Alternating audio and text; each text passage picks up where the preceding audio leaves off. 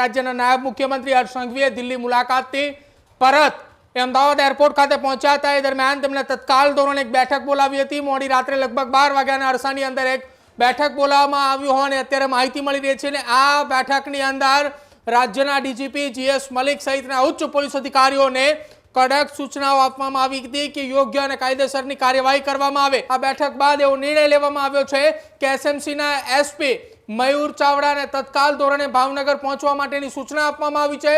સતત સીધું જ અપડેટ મયુર ચાવડા કે જો એસપી કક્ષાના અધિકારી છે તે સીધી જ એ માહિતી રાજ્યના ડીજીપી જીએસ મલિક સુધી પહોંચાડશે। જો કે વહેલી સવારથી જ ભાવનગર જિલ્લા પોલીસ વડાની ટીમ એ સતત કામગીરી કરી રહી હતી અને જેમણે 9 જેટલા બુટલેગરોની અટકાયત કરી છે। જેટલા લોકોને દારૂ વેચ્યો હતો એમનો પણ સંપર્ક કરવામાં આવી રહ્યો છે।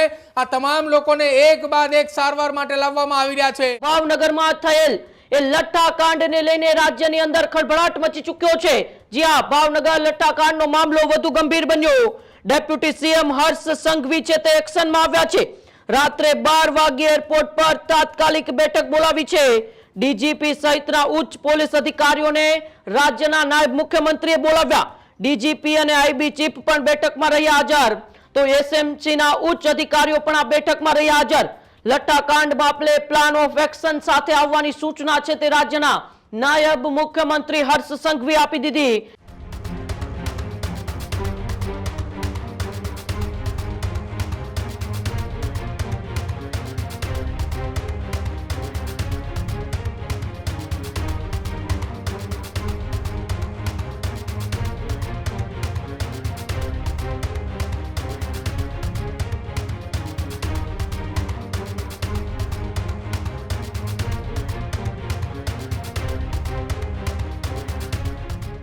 ડેપ્યુટી સીએમએ અધિકારીઓ પાસેથી સમગ્ર મામલાની માહિતી મેળવી। લઠ્ઠાકાંડને લઈને સરકારની કડક કાર્યવાહીનો પણ સંકેત। ભાવનગર મામલે તંત્રની તાત્કાલિક કાર્યવાહી શરૂ। ગઈકાલે મોડી રાત્રે ભાવનગરની અંદર એ દારૂ પીધા બાદ લગભગ 15 થી 17 લોકોની તબિયત લથડીને તેમાંથી અત્યારે 3 લોકોના મોત થઈ ચૂક્યા છે। ત્યારે ગઈકાલે મોડી રાત્રે રાજ્યના નાયબ મુખ્યમંત્રી હર્ષ સંઘવીએ તાત્કાલિક એરપોર્ટ પર જ બેઠક બોલાવી હતી।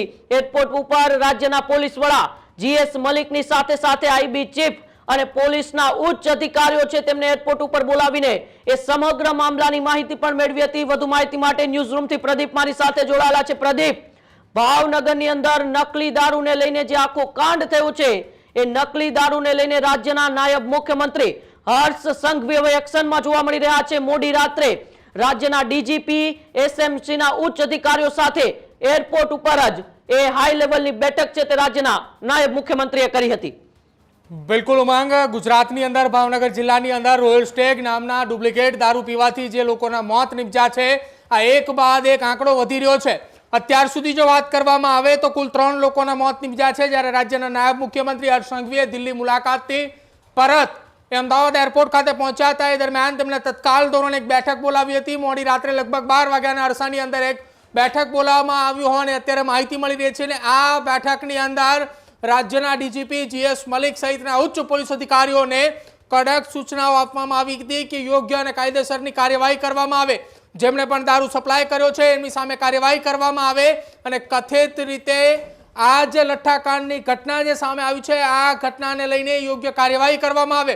જો કે વહેલી સવારથી જ ભાવનગર જિલ્લા પોલીસ વડાની ટીમ એ સતત કામગીરી કરી રહી હતી અને જેમણે 9 જેટલા બુટલેગરોની અટકાયત કરી છે।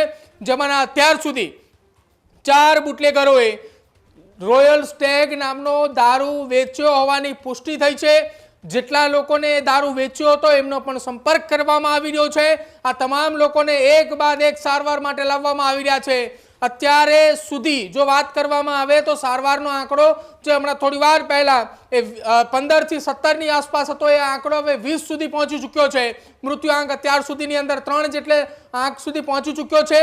જો કે રાજ્યના ડીજીપી જીએસ મલિક અને ઉચ્ચ અધિકારીઓની ગાંધીનગરની અંદર આજે સવારમાં એક મોટી બેઠક હતી। આ બેઠક બાદ એવો નિર્ણય લેવામાં આવ્યો છે કે એસએમસીના એસપી મયુર ચાવડાને તત્કાલ ધોરણે ભાવનગર પહોંચવા માટેની સૂચના આપવામાં આવી છે। સતત સીધું જ અપડેટ મયુર ચાવડા કે જો એસપી કક્ષાના અધિકારી છે તે સીધી જ એ માહિતી રાજ્યના ડીજીપી જીએસ મલિક સુધી પહોંચાડશે અને જીએસ મલિક સીધી આ માહિતી રાજ્યના નાયબ મુખ્યમંત્રી સુધી સતત પહોંચાડશે। એક બાદ એક મૃત્યુઆંકની અંદર પણ વધારો થઈ રહ્યો છે અને હજુ પણ ભાવનગર પોલીસના એ ઉચ્ચ અધિકારીઓ પણ એ દોડધામ લગાવી રહ્યા છે કે ભાવનગર જિલ્લાની અંદર જેટલા પણ લોકોએ કથિત રીતે બુટલેગરો હોય અથવા તો દારૂ વેચવાનો ધંધો કરતા હોય એ તમામની અટકાયત કરવાની કામગીરી હાથ ધરવામાં આવી રહી છે, કેમ કે પોલીસને એવી શંકા છે કે એ દારૂ જે વેચવામાં આવ્યો એ દારૂ મધ્યપ્રદેશના ઉજ્જૈનથી આવ્યા હોવાની વાત છે અને દારૂ ન માત્ર ભાવનગર પરંતુ આસપાસના ગ્રામ્ય વિસ્તારોની અંદર પણ પહોંચ્યો હોવાની વાત છે। એટલે તમામ જગ્યા ઉપર તપાસનો ધમધમાટ પણ તેજ કર્યો છે। ઉમાંગ, અમારી સાથે જોડાવા બદલ અને માહિતી બદલ। તો જે પ્રકારે રાજ્યના નાયબ મુખ્યમંત્રી હર્ષ સંઘવી હવે સીધા જ એક્શન મોડમાં આવ્યા છે। રાજ્યના નાયબ મુખ્યમંત્રી હર્ષ સંઘવીએ મોડી રાત્રે એરપોર્ટ પર જ બેઠક કરી રાજ્યના પોલીસ વડા ઉચ્ચ અધિકારીઓને બોલાવીને સમગ્ર મામલાની માહિતી મેળવી અને કડક કાર્યવાહી કરવાના આદેશ હવે રાજ્યના નાયબ મુખ્યમંત્રી હર્ષ સંઘવીએ આપી દીધા છે। ખેડૂત ભાઈઓ છે ખેતરમાં ડ્રોન ઉડાવતા હોય છે ત્યારે આપણે એક પ્રશ્ન સતાવતો હોય છે કે જે આપણે અત્યાર સુધી જીપીએસ ટેકનોલોજી વાળા ડ્રોન વાપર્યા છે, જેથી કરીને મોબાઈલ ટાવર છે અથવા તો હાઈ ટેન્શન લાઈન પસાર થતી હોય, કોઈ વૃક્ષો હોય, ત્યારે જે જીપીએસ ટેકનોલોજી વાળા ડ્રોન છે એમાં ટકરાય અને ટ્રેસ થાય છે। પણ એગ્રીવન લાવ્યું છે જીએનએસએસ ટેકનોલોજી ડ્રોન, જેથી કરીને એ ડ્રોન છે એ કોઈ જગ્યાએ ટકરાય નહીં, પોતાની રીતે જ ડિસિઝન લે છે અને મૂવ થઈ જાય છે, જેથી કરીને જીએનએસએસ ટેકનોલોજી ડ્રોન છે એ વાપરવાનો આગ્રહ રાખો। હજુ સુધી તમે અમારી ચેનલને સબસ્ક્રાઇબ નથી કરી તો અત્યારે જ ન્યૂઝરૂમ ગુજરાતને સબસ્ક્રાઇબ કરો, ફેસબુક અને ઇન્સ્ટાગ્રામ પર ફોલો કરો।